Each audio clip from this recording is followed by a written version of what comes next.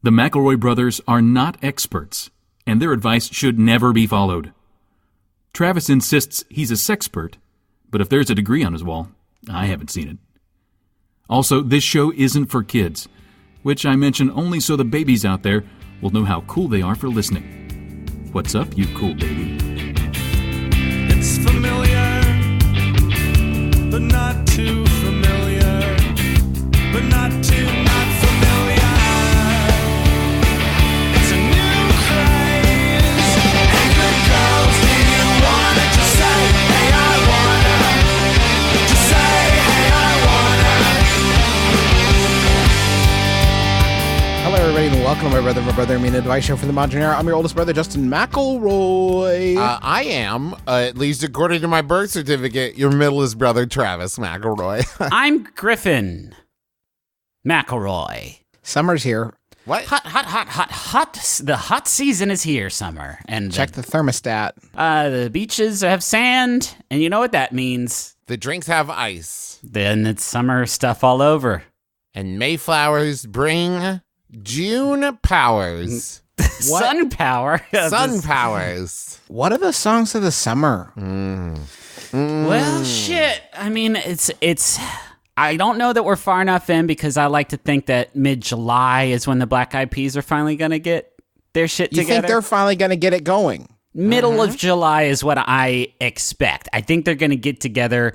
They're going to do the, theme song to a big... the new Spider-Man is going to have a Black Eyed Peas joint as the theme song, and it's going to be partially about Spider-Man, but also about how good it feels when you're together with your friends having a party. Yeah, something about like let's party responsibly. I have been to try to get the pulse of this. I've been enjoying NBC's Songland, a show where the woman who wrote Super Bass and the young boy from One Republic and another gentleman with a beard and a guitar help young songwriters make the next big hits for today's artists.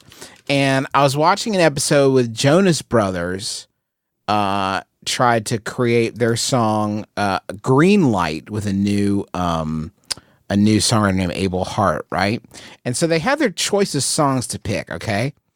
And this song includes lyrics like just say I got the green light, the things we do past midnight, just me and you, and it feels right. Just an empty room and the green light. And I just can't help thinking about, so another bit, they say, before you come around, yeah, I was feeling blue, so tell me if you're down and I'll fly you to the moon. Got me begging you for more, yeah, it's nothing new, ain't nobody in the world does it like you do. I just can't help, every time they would start to improvise about this song about fucking, I can't help but think about, yeah, that's the thing. It's not a traffic about thing. stock car race. No, sir. It's about sex. And every time I think about it, I just think about how these men who are brothers, in much the same way that we are brothers, are like, well, guys, let's fucking pump that song about sex. Will you harmonize with me, my brother, on the song about how we get down with people? Can we do that together as brothers? Together. At the same time, we'll sing the same thing in this song about pure sex. Joe, what rhymes with juices on my fat hog? Can you tell me, Joe? Let me get my rhyming dictionary. Joe, you know how it is whenever you get, the good stuff. Joe.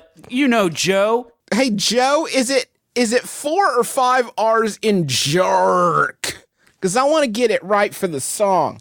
Our new #1 single. It's not the thing to get hung up on in the lyrics you just described, but why is empty room invoked there? That's not sexy. In the original version of the lyrics, the gentleman even says, like, don't need a bed. Like, we don't need a bed. Like, but I think you probably do. If someone said, hey, come have sex with me, and I said, yes, I am interested, and then they led me into a room that was just ceiling and floor and like 4 bare walls, they're gonna Dexter me. Yeah. All the lock, star, exterior, green light. I don't think that I could sing that song. I mean, we talk about a lot of adult content here. I guess that's true. Not in an earnest way. When you're writing hoping a that people song, will put us on in the background to make love. well, that Yeah, it's not a seductive show. Entertainment Weekly has actually named us 4 years running the least seductive podcast in the business. Just try to have sex while you listen to my brother, my brother. It's impossible. Can't do it. Can't get the rhythm going. Yeah. That is what Birth most people control don't will know. always be legal as long as my brother, and me is legal to be downloaded. Yes. Because it is Impossible. But with our Anti-sex. fucking twisted South Park humor, who knows before they shut us down? that's true. They have been talking a lot about shutting us down lately. They're always trying to come for us, but no one else is coming for us. The preview of the next week's episode, I'm extremely excited about, because the young songwriters for next week's episode are going to be working with Aloe Black to create a song for the soundtrack of Fast and Furious Presents Hobbs and Shaw. So that is a massive opportunity. But wait. Just a huge opportunity. I would love, it's probably too late to get in on the filming of that. Isn't that movie already done? Yeah, but at the end, it's just going to be like, boop, ba-da-doo-ba-doo-ba-doo. I don't know. I haven't heard the song yet. Here's but you a get the song idea. about hugging. Hobbs and Shaw, saving lives by breaking the law. People say that you're fast and I'm too furious, but I know that claim is spurious. It's the other way around. I am the quick one and you are the one with the quick finger on the gun. Fast and Furious, Hobbs and Shaw. Don't know anybody who's not loving y'all. In the box office, you're the number one. Everybody come and hold this gun. It takes a village to hold this gun. Idris Elba is in this one. We've done it. By Jove. Songland, Aloe, please call us. We're ready to get started. This is an advice show, and we do questions. Do you want to do one? I would love that, Griffin. Thank you. You read my mind. I was about to segue into it because I felt that energy going that way. But of course, you and your infinite wisdom, you sense the energy going that way just a split second before. Justin's looking for the question. I have heard it been said that any internship remains unpaid as long as you don't steal enough stuff from the company. I have a pretty well-paid internship in an office, but I still want to take the lamp from my desk when I leave the position. Okay. I've done my research, and this desk lamp is valued at $50. Whoa! It's a special brand. Damn, that's a good lamp. It's a special brand that mimics natural sunlight, so artists who work with color have a more honest relationship with their art. Boy, it's a good lamp. This lamp. I like the phrasing of that. Like, this lamp makes me able to date my painting. This lamp does not belong in a cubicle hidden around the computer for the next intern to not totally appreciate. As a hobbyist artist, the lamp belongs with me. How do I steal something this large from my internship? Or is there a more chill way to ask for it? That's from Lamp Lust in Little Saigon. Damn. This person's got it all figured out. I wish I was this confident about any of my life decisions. First of all, I would like to address the first sentence. And maybe it's just I haven't worked enough internships, but I have never heard it been said that any internship remains unpaid as long as you haven't stolen enough. Yeah, as has been said by me here in this sentence, in this question to you. Here's a chill way. Okay. Ask your boss, do you mind if I move this lamp? Oh, good. Oh, that's so good. That's really good and non-specific. Yeah, you leave that. What now? Listen, this is risky. Because if your boss says, move it where? And you say, my home, the jig is up. I think that if you asked for the lamp as you were walking out the door on your last day, it would be so disconcerting, I think, for lack of a better word. It would be so jarring that the person might just say, like, yeah, yes? Yes. And then you're gone. Like, you're already out the door. But at that point, it's a huge risk, right? Because you're waiting to the last minute with my plan. So it may, if they say no there, you're out of options. Here's what I'll say. Here's another way to ensure success here. Ask it like this. And it's cool if I take this lamp, right? So good, Travis. Yes. Damn. And you don't even need something to come before the end. But the implication is like we've had a whole conversation about the cool things that will happen when I leave. Even and better, this is one. Even better, just sort of hold it up in front of your boss and say, "It's cool, right?" You know what? Let's shorten it and just say, Cool? Eh? Yes? You could say, hey, I'm going to steal 2 of these lamps. And your boss is going to be like, no, you're not. And you'll be like, you're right. Just the one. Can you maybe go with like, I loved that this job was sort of like the best things that ever happened to me, and I really treasure it and want to remember it, and I'm gonna go ahead and take this lamp to remember all of you, because you were a light that lit up my 90 days. Yes, you're the light in my life, and this is now the light in my apartment. Maybe just say like, I brought this lamp from home, and when your boss is like, but it's like all the other lamps, and you say, that's why I brought it in, because it reminded me of all the other lamps. Oh, see, I was gonna say you could bring in another lamp and just swap them, indie style, swap them, but they would notice that you're taking the lamp that looks exactly like all the other lamps, and you left a Garfield light up lamp that you found in your sister's room. That's not great. So you're going to need to start bringing a really large felt puppet to work with you now. Now. And start getting everybody comfortable, and not only comfortable, accustomed to the idea that you always bring this huge, huge felt puppet with you that keeps you company in your cubicle, that you have conversations with it when you need to blow off some steam or talk about the new episode of Game of Thrones that HBO is sending directly to you.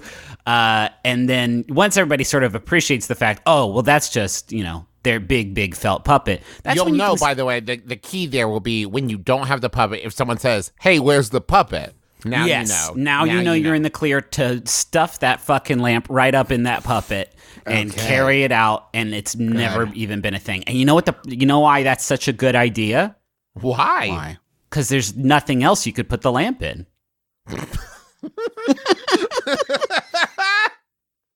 I want to describe a bit of prop comedy that you could do here to get away with this. And I want you to really, don't interrupt me, but I want you to close your eyes, even if you're driving, especially if you're driving, and really imagine this, okay?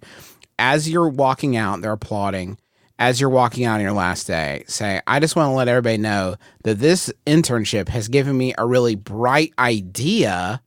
And then you hold the lamp above your head about what I want to do with my future. And then you keep the lamp above your head and slowly back out the door. And they will be so confused as to what is happening. And Or also, laughing their asses off. Laughing their asses off. Thank you, Griffin. Yeah, absolutely. Like losing it with this great prop comedy you did. That they won't even think like, they'll assume that you'll bring it back. That will be the assumption that's made, is that you'll be bringing it back at your earliest convenience.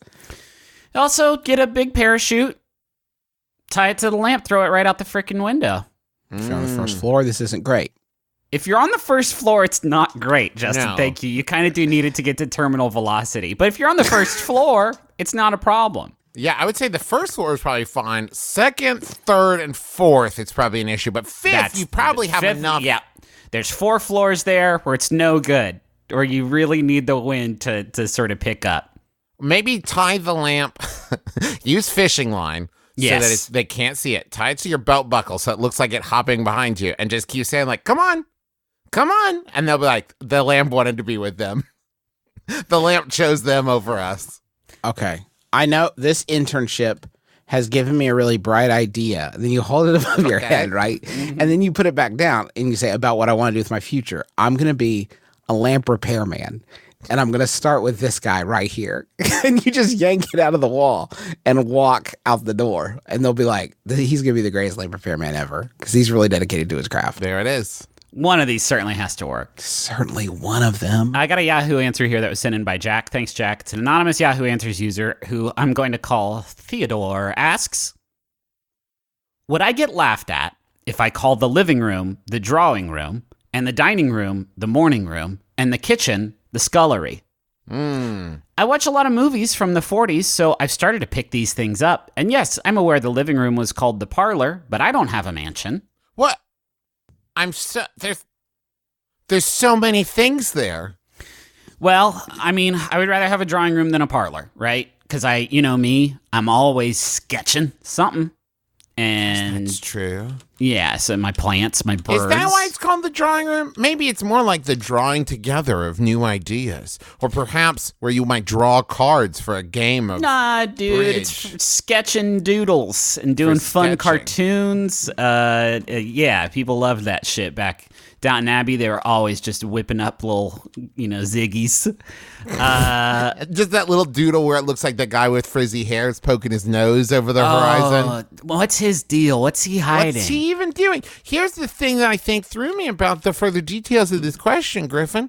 The question asker saying they're just picking up things like it's, I don't know, like you traveled abroad for 2 years and came back with a bit of an accent. Yeah, also the 1940s is really when these words came to power. The 1940s during, World War II is when we really started calling shit the Scullery. I'm no historian, but I'd be willing to bet that basically for as long as you've been dining in it, I think the dining room has been called the dining room. No, it's the morning room, because you only eat in there in the morning. Anyway, we're dodging the question, and the answer to it is you're going to be made fun of so savagely, you may actually die from it. Yes. You may actually experience death from how bad the making fun of you is if you call your kitchen the Scullery. And there's no amount of explaining away that I feel like you can do to get over this one. That's the big one, because I think if you called your living room the drawing room, even your family who loves you the most, they would be like, that was weird. Okay, that's fine. And then you call the dining room the morning room. They're probably going to say, do you mean the dining room? But the second you say Scullery, it's done. Yeah. It's done. Fetch me my pita chips from the larder. And what are you fucking saying? What do you mean? When I look at houses sometimes to kill the time until I die. And I was on Zillow, and I saw one house that had a room that was labeled popcorn room. Oh, yeah. I tried to Google it, and Google had never heard of it, so I don't know. It must just be this person's saying. Seems self-explanatory. Did you look? Were there photos?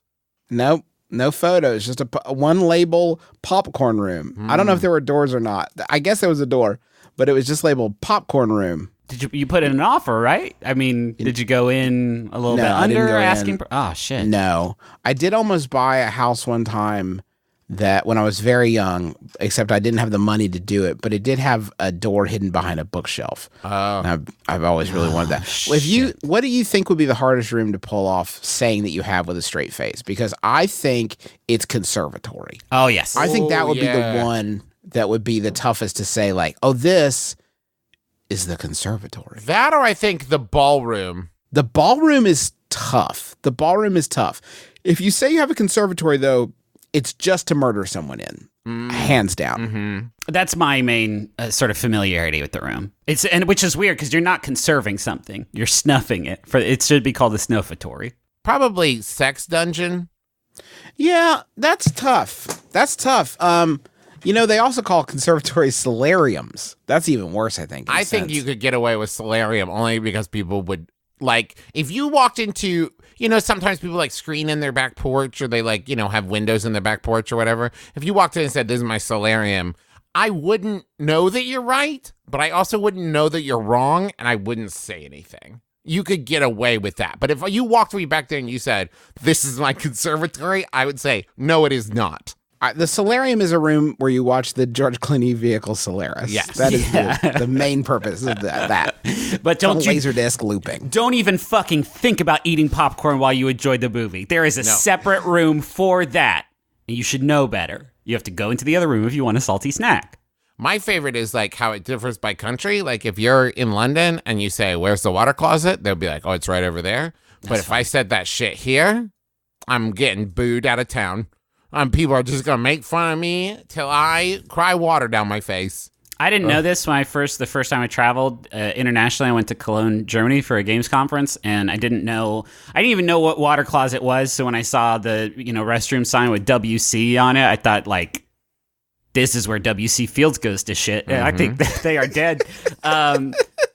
And then I remember asking somebody like where the toilet was, and when they corrected me, I felt like such a boob because that must be like if somebody over here was like, where do you keep your shitter and pisser at? Where I can make my dirty trash in a hole because I didn't say the good way to say it. I guess WC must stand for worst conservatory. Yeah. This is the worst conservatory I've ever seen in my life. If I ever end up selling my house, I'm going to walk people through it saying, and this is the bed conservatory, and this is the bath conservatory, and this is kind of the living conservatory, and this is the scullery.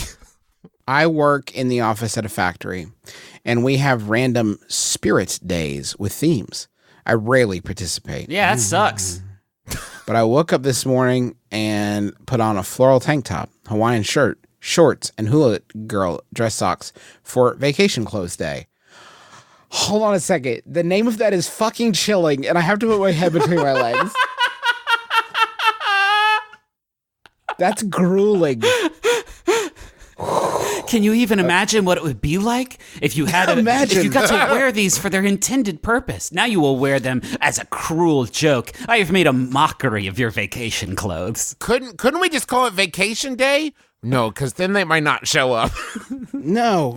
We have vacation days, but they're pretty much just for going to your Nana's funeral. They're not for actually like fucking relaxing because you get 4 of them.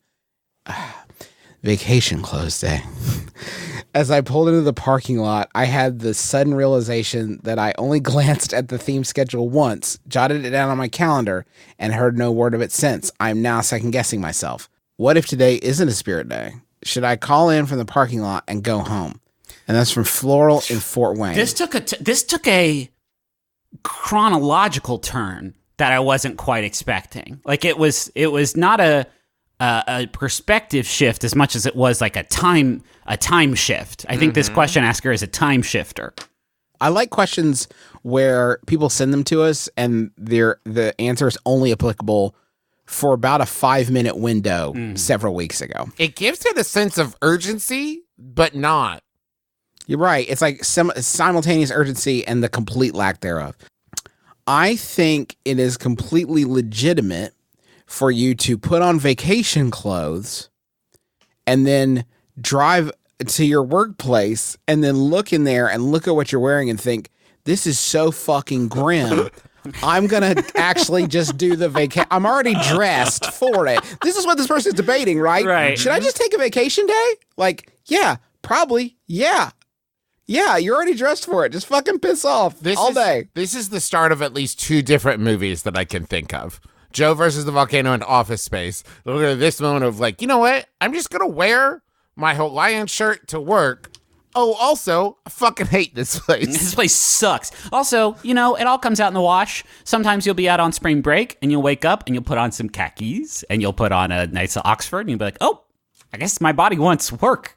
And then you'll go to work because it's what your body craves at that moment. You got to go where the clothes make the person, is what I say. It makes them go to the places that they need to go that day. Mm-hmm. The traveling pants, the ice cream suit, all of those things. Ice cream suit, you know what you're doing that day. You know you're going down to Cold Stone, and you know that you're robbing it. Oh no, why did I put on this ice cream suit? You put on the ice cream suit, you pull the hood over your face, you say, I gotta have it. I would say, have no fear. Walk into work wearing it. And if people are like, why are you dressed like that? Just say, it's a spirit day. Because here's the thing. It's a completely arbitrary thing. And if someone says, no, it isn't, then you say, well, point me towards the spirit day authority and we'll find out. That's good. You could also look at the calendar and be more diligent about that. It's a one step.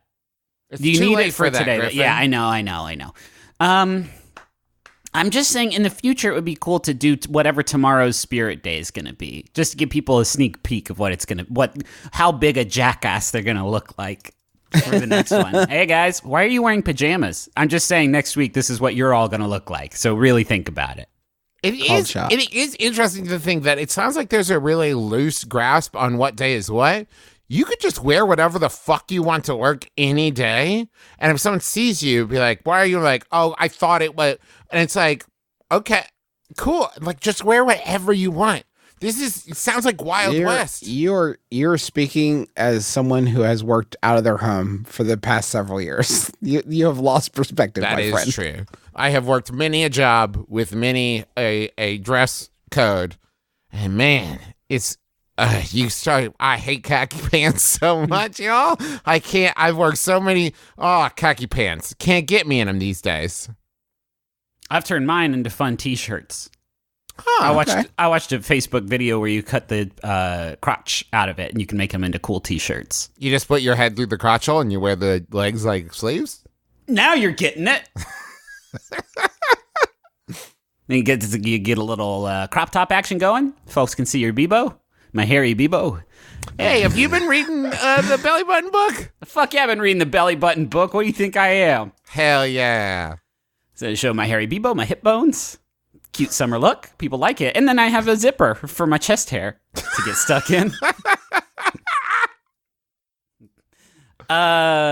Jesus, this is so... I can't get over how grim this is. I can't get past the... Like, I think you should quit, probably.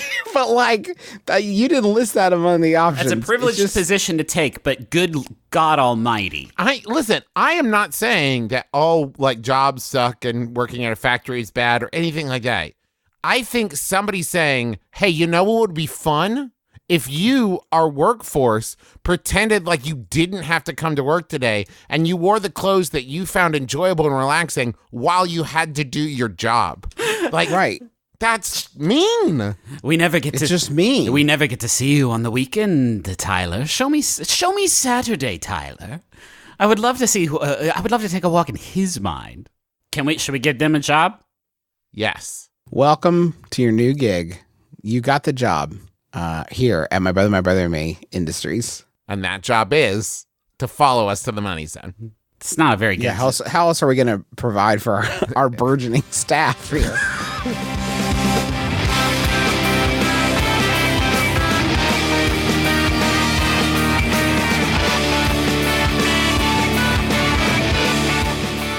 Hey, I'd like to tell you about Casper.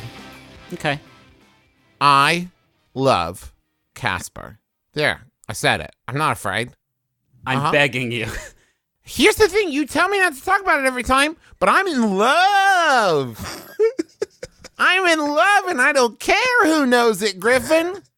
I love it. It's the way. It's the fucking full blown Oprah stank that you put on these words. I'm in love. Okay. I like when I sleep on it.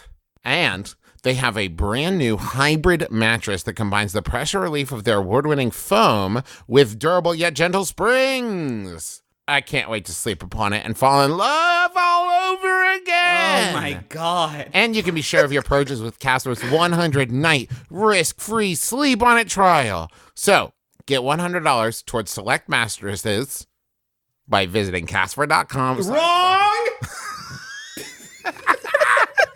And using brother at checkout. That's Casper.com/brother. Use the word brother at checkout. Terms and conditions apply. Justin, do Bowl and Branch. You like to sleep, right? We've already proven that conclusively with our extensive meditation on beds. I'm in love. Okay. I'm in like with these great sheets. Hey, soften your heart. Let down your walls. Soften your heart and soften these sheets. What's that? You don't need to, because everything that B&B makes is designed with your comfort in mind. From their 100% organic cotton signature soft sheets to their cozy throws to their plush towels, Bowl and Branch products have thousands of 5-star reviews. People are at the heart of everything they do, from farmers who grow their organic cotton to the people who vape their organic cotton in the vape room that they have set up there on the premises because they're a considered employer. They also offer a no-risk 30-day trial and free shipping in the U.S. You can return them, the stuff you buy from them if you don't love it. Thank you. I have their plush towels, and this is 100% true. When I'm drying off after my shower, the Bowl and Branch towel, dry my hair, dry my face, dry my arms, dry my chest, dry my tummy, dry my back, and then I fold it up, and I use another towel for the downtown stuff. because I don't even want to risk it. You can get started with their products right now. Our listeners get $50 off your first set of sheets at bowlandbranch.com, promo code MyBrother. Now, when I say bowlandbranch.com, promo code MyBrother, I'm not talking about the regular way of writing it. I'm talking about BOLL and branch.com. It's a bad name, which I'll continue to say in every Bowl and Branch ad because I'm kind of curious if they listen. So Don't tell them. Don't tell them. Just don't tell them. Don't tweet. I'll know. I'm just going to keep saying it's a bad name. They should have picked something different and they should change it until I get an email from Maximum Fun. .com. Until I get an email from Maximum Fun telling me, Justin, stop it. Stop doing that. They're extremely angry with you. I will continue to mention how the sheets are great. So good. The name is bad. And the promo code there, my brother, is all one word. You think greatsheets.com is taken? It has to be, right? It has to be, right? Great Sheets. Yeah. Okay. What about greatsheets.pizza? I'm going to fix this for them. Great Sheets. Z is trademarked. Someone said greatsheets.com. That is trademarked. Well, but do they just want to be sheets? What about greatsheets.ghost? Great soft. Great soft Yes. stuff. Greatsoftstuff.com. Let's see if that's taken. That's available $12.99. Greatsoftstuff.com will take you to Bowl and Branch. Nice. So you don't have to remember it's BOLL anymore. Great soft Just go to stuff. greatsoftstuff.com and you can use that same promo code my brother, but just with a different website that doesn't require you to remember the bowl is misspelled intentionally. I listen to Reading Glasses because Bria and Mallory have great tips. You're a comics reader and you want to use a library-connected app. You can try out Hoopla. I listen for the author interviews.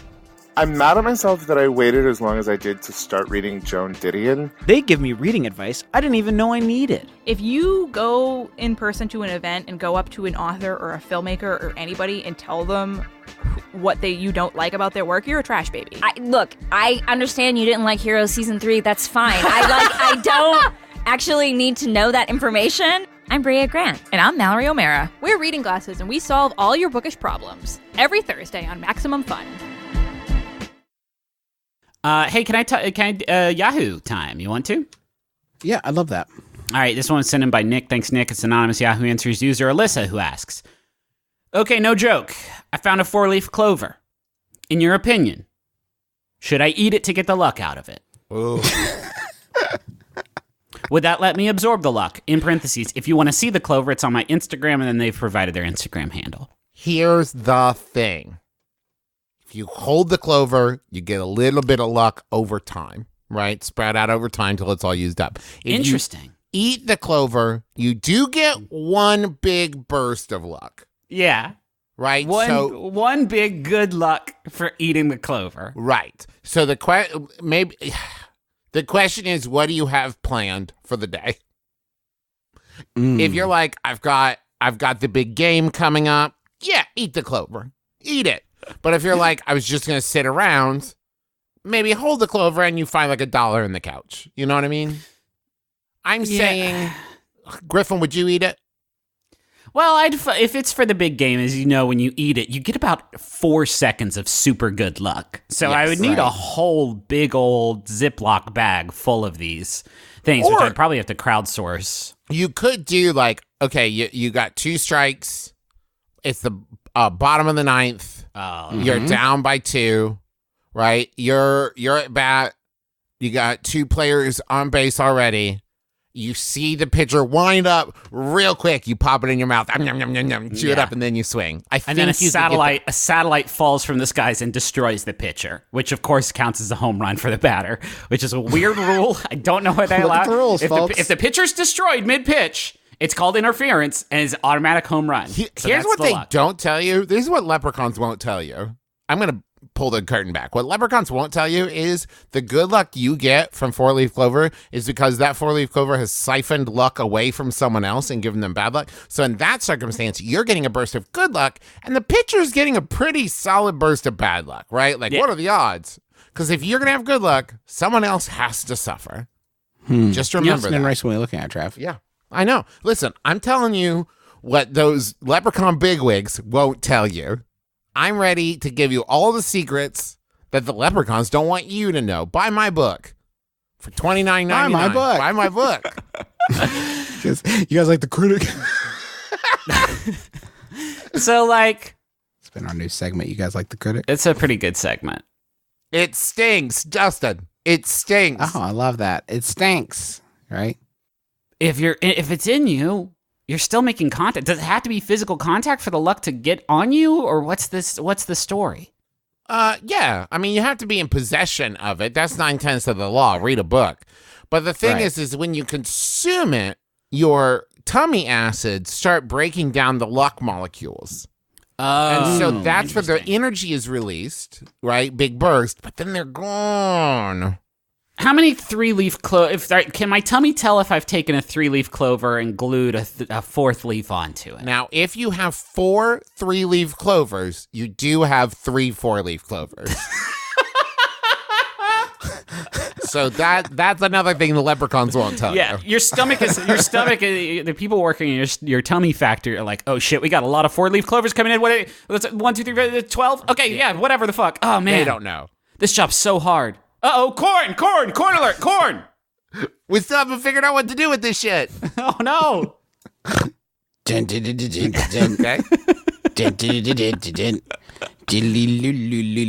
I want to munch. Whoa, squad. I like how- Squad. For some reason, that one gave me the feeling of like a janitor rolling in the middle of a meeting. Just like, hey, don't mind me, just here to empty the cans. I want to munch. I want to munch. I want to munch. Squad. I want to munch. Squad. Munch.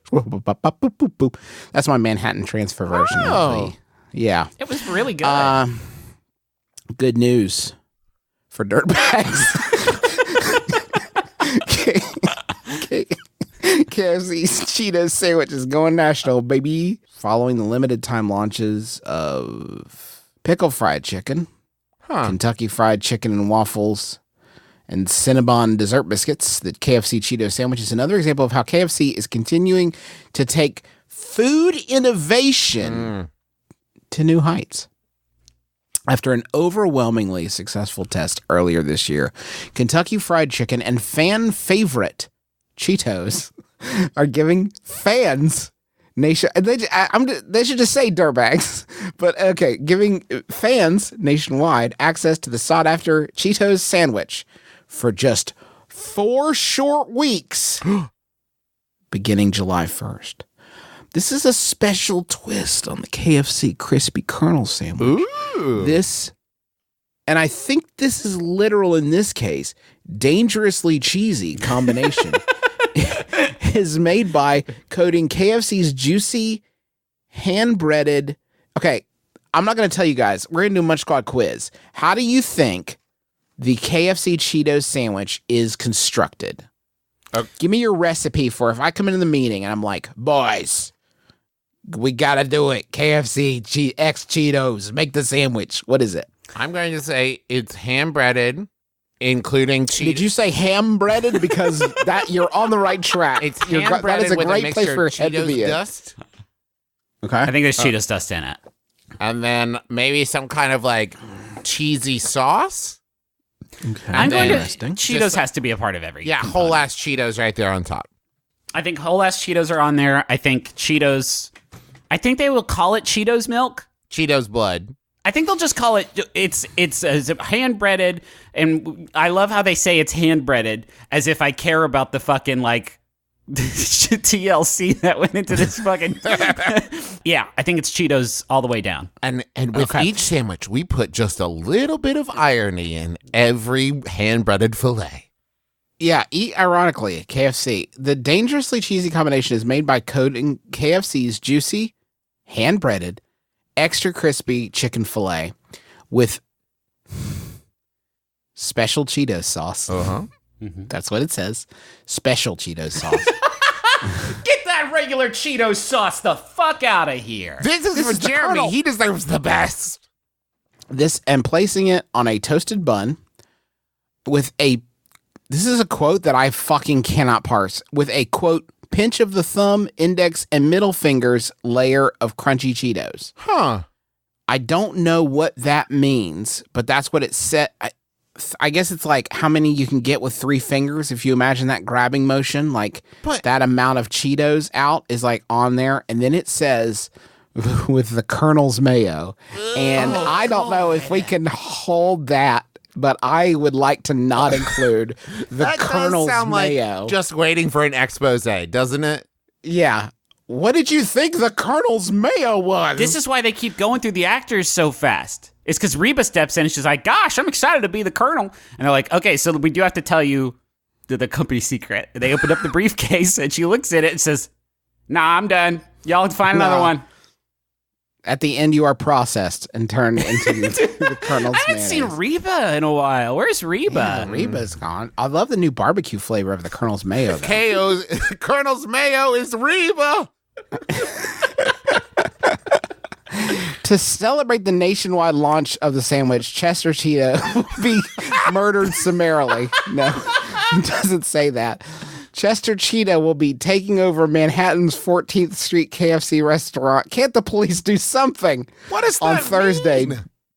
He's going to be taking. I'm going to tell you. Travis. I'm excited. Yeah, well, it's going to be an exclusive all-orange everything pop-up event where customers can try the sandwich for the first time in advance of the in-restaurant availability on July 1st. Why does that stuff always happen in New York? Yeah. That just doesn't seem fair. I'm not there. Both KFC and Cheetos have dedicated and passionate fan bases, which, if you have to say it in a press release, is probably a lie. So it only made sense to merge these two iconic brands together. Did it? To provide an irresistible and flavorful sandwich that offers the best of both worlds. Oh my God. Planet cheese and KFC hell. Best of both worlds. They're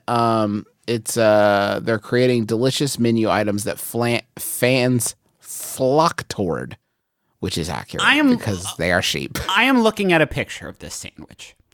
And what I want to discuss now is the textural difficulties that this thing's going to provide. First of all, it's bigger than any human mouth. Like, you're going to have to attack this thing from the side. Good news. The people eating this can only loosely be described as humans. Okay, so that's fine. Let's just go through it bottom to top and talk about the textural experience. Bottom, bun. That's soggy as fuck at this point. There's no way that bun's getting to you with any amount of crisp toastiness left. Then you just have wet. That's the Colonel's Mayo, and you know how I feel about that. Then you have whole-ass fucking Cheetos. That's going to be, they're toothsome. They're a toothsome bite, and they're going to flop all around. They're going to be loose. That's a challenge. And then you have very, very heavily crusted fried chicken. You get the more meat crunch on top of that, and then another wet bread. There's that is going to suck. There is no way that you pull your mouth away from that thing with what you would call a good bite of it. A good cross-section, good representative bite of this fucking thing. This looks like a real aggro crag. I would eat the hell out of this sandwich. Oh my God, Travis. Listen, Travis. I wouldn't be proud of it.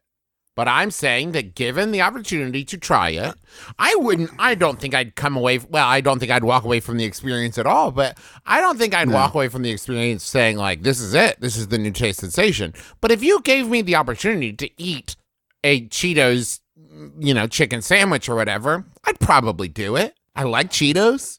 I like fried chicken. If we can hold, the Colonel's mess, then I would totally check it out. The Colonel and Chester have made such a big mess. They're selling such a big mess. And also, Quick Munch Squad Jr., just so people don't send it to me, Arby's made carrot out of meat. Yeah. It's just they're not going to sell it. I'm only interested in things that they think that you, a human, would consume want to consume with your body. So yes, that also happened. It's called the Merit because it's made of meat. Man, they sure do like meat there, huh? I've noticed a thread, a sort of common thread with all of their sort of messaging. They sure do like meat. And you know what they hate? Fucking vegetables. Yeah, they don't like vegetables. They do love meat. This next question that we got, we don't normally do these, help me, make a judgment call here. But this one just baked my noodle so hard, I had to include it because I want to know what you guys think. Oh yeah, this is an important subject. Justin, would you please read the question? I would read it, but I think that would weird people out because it's just not what we do. At a gaming convention last summer. A what? I needed a gaming convention last summer. I needed to quickly grab lunch between panels I was moderating. The line at the food truck was huge, so I walked to the person who was first in line and offered to pay them for their meal if they ordered for me too. Ugh! My friend says this was the same as cutting in line and was bad. I think it's more like Postmates, where I paid someone to get lunch for me, but on the other hand, I recognize that this increased the wait in line for the time it would take to cook my order. I'm worried my friend might be right. They are. So I haven't done this since then. Brothers, was I cutting in line or no? And that's from Genuinely Concerned at Gen Con. Yes, this was bad. Can we? Obviously bad. You've run the numbers already. You know it was bad. But you've run the numbers. Can we tweak it? Can we tweak reality just a little bit? I got one of Thanos' cool stones, and I snap my fingers, and the thing changes. Okay. What if instead of going to the person in the front of the line and saying like, "Hey, it's like Postmates. You work for me now." Instead of that, what if your buddy is like in the middle of the line or close to the front of the line? You're like, "Ooh, shit. Hey, can you go ahead and get me a burrito too?" Is that bad? No. This is what I'm saying. I don't think this is bad. I think what it is it's revolutionary. And sometimes when something is revolutionary, it can seem bad. It can seem scary at the time. But then we look back on it in the future and it's like, wow, on that day, they changed the game of ordering at food trucks. Now, here's the problem. If everyone starts to do this, there's going to be one person in line who's ordering 500 meals. Yeah. Yeah, and the 500th person's going to have to get stuck with the bill, which is too bad. Have you guys noticed that I my hat does go off to this person in one regard, that I have found with food trucks that you are either ordering and getting your food in like a few minutes, or spending a good amount of your life and missing your daughter's high school graduation as you wait for a slimy taco. Have you noticed this? Like, there's an immense amount of variability in food truck speed that we've all just decided to accept. Yeah. Yeah. What's the deal? Can you say it like that? Can you do it again, Justin? But do it like, what is the deal with food truck? What is the deal with food truck? Jerry never got to do that. Do you ever think about the jokes that Seinfeld didn't get to do? Oh, I bet he'd have some stuff to say. I bet he'd have some fun with that. What? No, but can I just say, but for real, guys, what is the deal with food trucks? Is it a car? This sucks. It's obviously Cutsies if you put your body in the line. Yes. But it's like psychic Cutsies if you just put your desires in the line. I would argue that it's only Cutsies if you are adding one more sale between, like, if someone said I'm going to get a burrito, right? And someone walked up and said, make it 2 burritos. The order time is the same. Now, if someone said, I'm going to get a burrito, and they said, cool, let me step in behind you, and I too am going to get a Travis, burrito. this is obviously, right. Obviously, we're talking about the other thing. I have a new plan. Stand at the front of the line with a stack of 20 US dollar bills. Uh-huh. As people have received their order, in the moment, in the flush of victory upon receiving their order, you offer to buy, hey, can I have 3 chips? Oh. Can I just have 3 chips for this $1 bill? You won't want those 3 chips by the time you're done consuming your dish. Mm-hmm. Just give me 3 chips. And then I think you can just sort of give me one bite of your burrito. It's like food antiquing. You're just getting a little bit off the top. You're at the sampler table. You're getting your points on the back end. Exactly. Hey, here's the deal.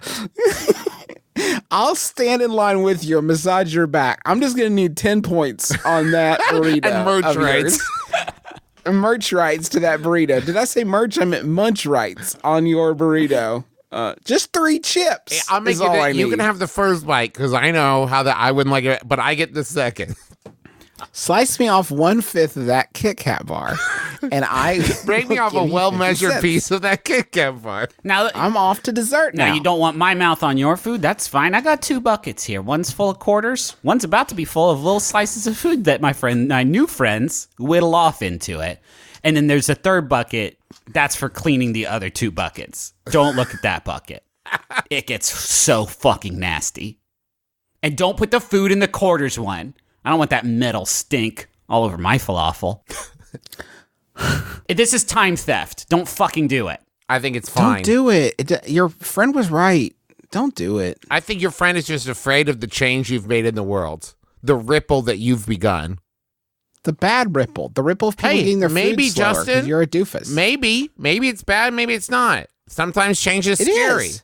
We are fucking hanging on by a thread. We are hanging on by a thread. And waiting in line for food is like ground level society. Do not start dismantling what little fabric we have left as a people. Wait in line for your fucking churro and then get it like everybody else, okay? We're hanging on by a fucking thread and we're all just going to wait in line and enjoy our burritos, all right? All right. You know what? You've convinced me, Justin. What if there was 60 windows on this, what is now becoming a sort of food train? And you have to catch up with the food train. Food train is better because that's the problem is there's just the one window. And no one's talking about that. No one's talking about food train. No one's talking about how if you had 60 windows, we could all just get our food the moment we want it. You know what's Thank you. You know what's a kick-ass spot that millennials love to go and nosh down at is Amtrak stations. Get there after the big game. Head over there after church. Get to the Amtrak station. Hit up the food train. Okay, listen. Can I hit you guys? Stop the podcast and let's talk about food train for a second, Okay. right? What if there was a single train track that wound its way through this great land we called America? And there are food train stops wherever, like all throughout the country, right? But it's just the one train and the one train track. And then when you started to get a line, you have like a single car, right? And people are lining up there at the carnival because it's in town for the carnival that you're having. All events will take place on the food train track, okay? So if the line gets to be more than 2 people in line, another car on the food train comes and joins that one. And all of a sudden you got twice as many windows. No one is waiting. If those people dissipate, the food train goes to the next station where it is needed. Do you understand? It's infinite capacity. And it only does hamburgers. You can't special order it. Yes. There's just the hamburgers on here, folks. But they are good hamburgers. They're not the great best. hamburgers. It's not Burger King. You can't have it your way. You have it train way. That's it. That's the only way available is train Now, way. this idea beats so much ass that it's going to become the only legal way to obtain food. Now, we've entered into a program that I would like to call Snack Piercer. And in this one, you have to live on Burger Train. You know, you never hear about how these dystopian societies start with a kick-ass idea like food train. They all like maybe it was supposed to be like dope. Like, wouldn't it be cool if we could just watch everybody? Big Brother happens. You know what I mean? But it'd be, at the beginning, it was like, that would be cool. Like, we could watch everybody and just make sure they don't get into trouble. It would be so sick if some of us started eating the other ones of us. And then it's like Walking Dead is like, oops, you took it. I didn't mean all of us. Ah, shoot. Dang it. I stand by food train, though. I feel pretty Don't good. stand that just need close to some food train. investors.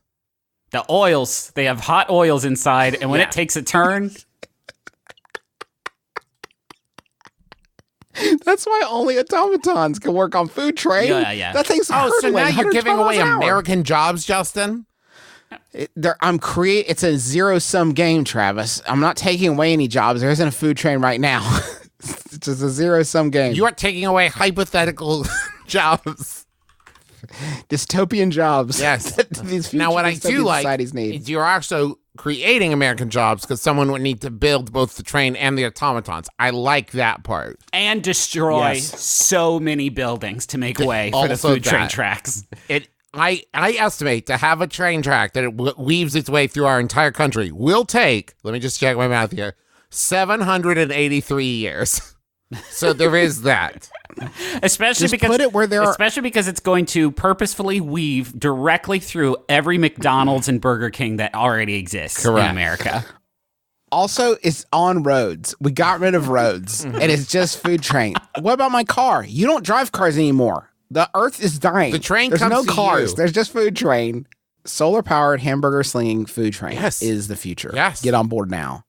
Literally. But don't get on board because there's hot grease in here. There's so many moving servos if you just that's why I'm saying don't get too close to food train because you will be caught up in it like an old-timey industrial worker. Every surface on food train is a broiler. We couldn't afford to just have every surface This is on a there hot, cooks food. wet robot train, and it will annihilate you. And now you might want to get on because we have bulldozed every forest in America to make way for this train track. We get that. If you want to get on because it's bad out here. It is a If the robots are made of metal, why do we need discrete grills? Correct. Do you understand what I'm saying? They're cooking it on their grill. These hot, sexy robots are grilling the burgers on their chests and peeling them off for you, a delighted carnival goer. And they're peeling them off each other's chests. It's sexy in there. We get why you'd want to get on the train, but you gotta not. resist the siren song of the robot food train. If you get on this sexy, hot, wet, greasy train, you will die. I don't know why the scientists made them all look like Mark Ruffalo. I don't understand. But guys, this sexy burger train will fuck you up, fam. Listen, the Ruffalo bots are grilling hamburgers on each other's chests and delivering them to your town whether you like it or not. Do not get on this train or you will die. But also do not miss the train because it's the only food opportunity you have left. This train is delicious and it is uninsured. There will be no one to care for your family. No recompense will be made for your death on We food did train. use all of our resources to create both the food train and the Ruffalo bots. Nothing is left for healthcare. We are so sorry, but please enjoy this burger. That's $5.99. All of our budget goes to food train and war because everybody else hates us for our food train. Everybody wants our food train. But it's ours. Now, in the case of a foreign invasion, the Ruffalo bots will militarize. So they will continue making hamburgers, though, so do not fear. But it's sort of they just see people situation. So it's going to be... That is going to be bad. That's also going to be bad. At that point, you want to stay away from the train. We are still working on some kind of way of letting you know whether we're in a approach the train or stay away from the train situation. We haven't figured that part out yet. We'll get there, folks. We'll get there. But not this episode. Unfortunately, this one has come to an end, a screeching halt, if it were. Thank you so much for listening to it. We hope you have enjoyed yourself. If you want to come see us live this here in the next few months, you still have some opportunities. You can see July 16th, we'll be doing first off, I'll list some Taz readings of our new book, Murder on the Rockport Limited, The Adventure Zone, Murder on the Rockport Limited. It's a second graphic novel. And we're going to be doing some readings. Me, Carrie, and Griffin are going to be in New York on July 16th. Travis and Dad are going to be in Portland on July 16th. July 17th, you can see me and Griffin in Austin. And you can see Travis and Clint, our dad, in Los Angeles. Please come to that show for sure, if possible.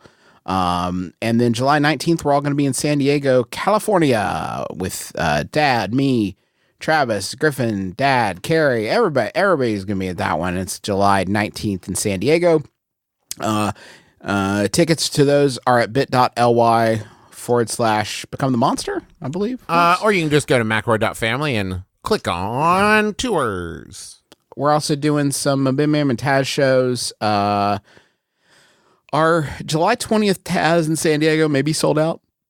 I do not know. August 30th and 31st, we're going to be in Atlanta with Taz and MBMBaM.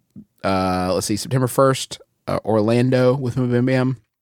September 25th, we're going to be doing the Adventure Zone. Yeah, there's a lot more throughout the fall. Just go, that's in Washington, by the way, but there's a lot more coming throughout the fall. Go check out bit.ly/become the monster or go to macro.family and click on tours and And hopefully you can come see us. And Justin mentioned the Murder on the Rockport Limited. You can pre-order that book, whether you're going to those book shows or not, which I highly suggest. We're really proud of this one. It's really good. You're going to love it. You're going to love it.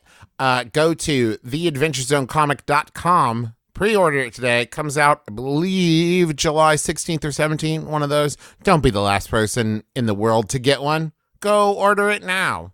I heard a rumor everybody on planet has gotten it but you. Oh, no. Whoa. Thanks to John Roderick and the Long Winters for the use of our theme song Into Departure off the album Putting the Days to Bed. Sick album, killer tunes, and killer riffs, great beats, and it's great. And thanks to Maximum Fun for having us on the network. You can go to MaximumFun.org, check out all the great shows there. Shows like, Can I Pet Your Dog? And Baby Geniuses, and Beef and Dairy Network, and a bunch more.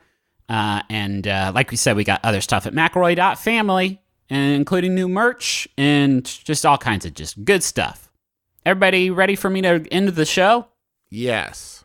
Here's a final Yahoo that was sent in by Emily. Thanks, Emily. It's an anonymous Yahoo Answers user I'm going to call Scringe. Asks, how is it? We had 45 presidents and 52 Super Bowls, but George Jefferson was elected before Super Bowl. Conspiracy?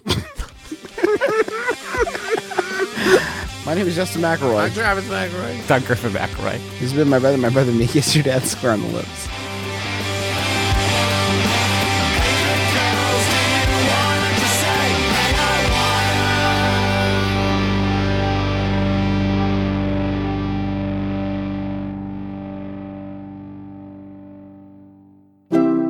MaximumFun.org.